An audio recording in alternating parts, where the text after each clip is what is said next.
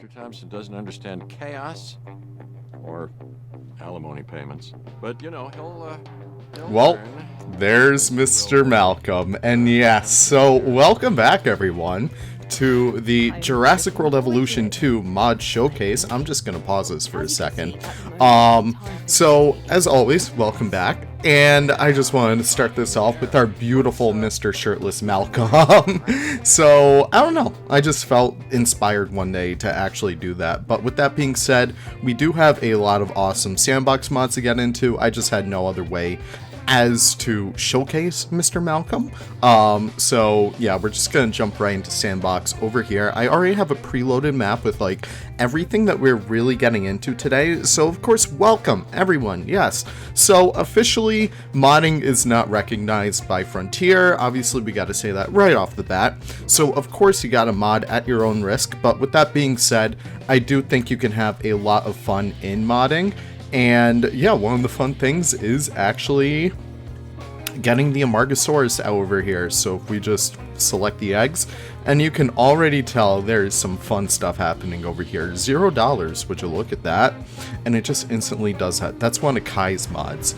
But with that being said, we can see the Amargus come out right here, looking beautiful. But you know what else is beautiful? The little blurb that's going to come up right on the top right. And I do apologize for the frame rate right now. Jurassic World Evolution 2 just did put out a patch that helps frame rates, but I usually get some frame rate drops whenever I jump from map to map. So that is something a little bit sussy. Not really sure what's happening there. But with that being said, there's our Amarga, and hopefully we should be... There he is. He's looking beautiful. So yes, I do have another mod for a shirtless Cabot Finch. You can find all of these down in the description down below. And of course, with that being said, there's also another mod that I want to get into that is of my own ambition. So we could just spawn in a few ichthyosaurs right here. I already have them in the park, but I just want to see them come out like this. It's always so powerful when you see this. But of course, with that being said, I did mod the ichthyosaur to be the great white shark. Yeah, so the model is from Maneater. It's not the actual Jurassic World Evolution 2 shark model, but I feel like these work like 10 times better. They look beautiful in here.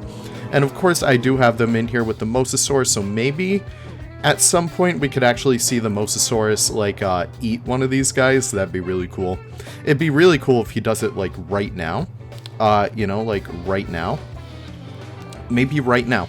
Okay, maybe not. We'll check back on him later, and then we'll actually end it on the sharks. But of course, with that being said, I do have a lot of stuff to get into from our good old buddy Kai Adenic. Kai has absolutely blown us all away with basically like some of the best mods ever. So if you are a Sandbox player, these mods are going to be perfect for you. This is Sandbox Unlocked, or just check the description down below. But essentially, not only do you get mixed era things, as you usually do within the game now, but you can also get a lot of different stuff as well. So you could get the research viewing gallery, which I think is freaking beautiful. Look at that.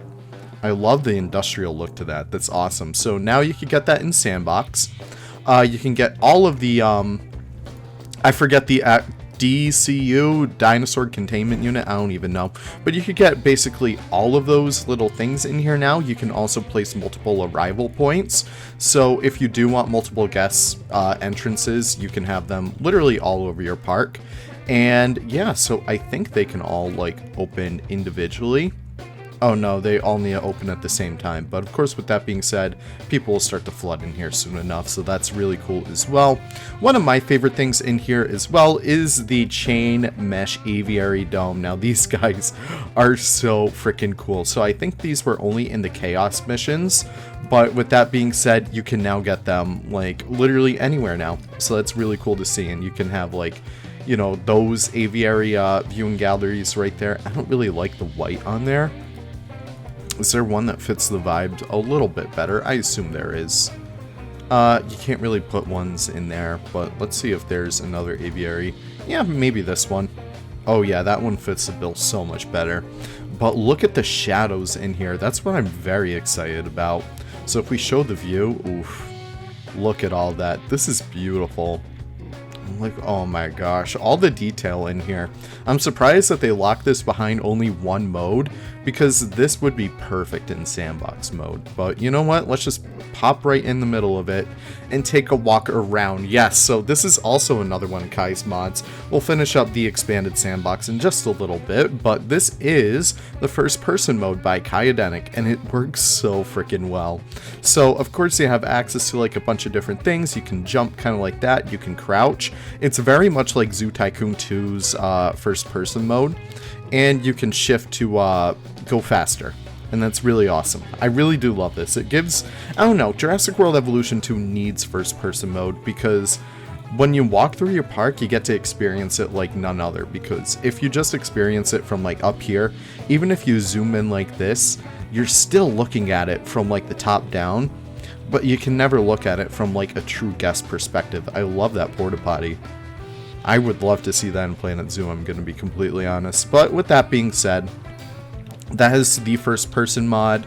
It's really awesome. I really do love it. And of course it won't really mess with your game, since it's just a script driven program. It essentially just unlocks this mode, and it works so freaking well in there. So if you are worried about mods, listen guys, I would like to think of myself as a big modder. I'm pretty sure that stuff won't even mess with it at all. But of course, if you want to have multiple amphitheaters, you can do that as well. You can place them down to your heart's content. If you want to have like, I think there should be, yeah, the emergency shelters from like the career missions, you can place those guys down. I love the little hint of green in these things. Like, it looks so beautiful. I love it. It's that nice classic go away green. Am I missing anything else? I don't really think so. Yeah, I think I pretty much covered everything. Kai is just doing God's work over here.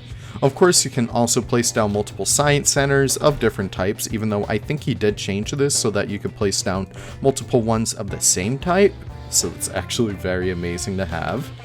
And there you go, you can have like 2 different science centers. I haven't really played around with like the operations of this yet, but it seems like it'll probably be a lot of fun. I already have a couple of these in my sandbox zoo.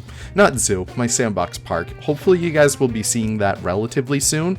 I want to say like early next week it should go out for the speed build, but with that being said, I think that's pretty much all there is to say. I mean, that's pretty much it. We do have invisible paths, so you can kind of have like nice little dino trails. Say you're doing like a walkthrough exhibit or something like that. That's perfect for that. You also have invisible thoroughfare. I'm not really sure what a thoroughfare is. I think that's just like a larger path. I think that's exactly what that is. I'm going to be completely honest. So that's a little option that you have right there. And I think you might even be able to do something kind of like this, where you have like a path going through an aviary. That's got to be kind of cool, right? I don't know. It's just a lot of fun stuff to play around with. So if you guys do get the chance, I highly recommend you guys check these mods out, because they're really freaking fun. And is there anything else? Oh yeah, the terrain. I haven't even talked about that one yet. So I did see it upon myself to make the San Diego terrain a lot more greener. You guys have probably already noticed it by now, but I'm just going to show it off in a little bit better light. So you can just plop down all your tree groves and stuff like that, and it'll turn out as green as the Grinch's ass. Yes, that is a new saying that I just came up with. So if you are interested in having like this beautiful San Diego foliage, this is perfect for you. And of course, it's a lot more realistic, because San Diego actually does have like green grass like that. It's not like all this depressing sandy orange, pale tannish kind of stuff.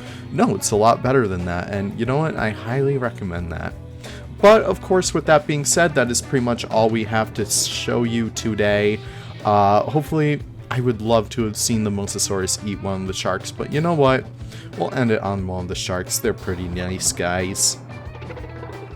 Yeah, there we go. We'll end it on these guys. So, of course, with that being said, thank you guys so much for watching. I know I'm not the biggest Jurassic World Evolution 2 YouTuber out there, but I really do appreciate you guys stopping by.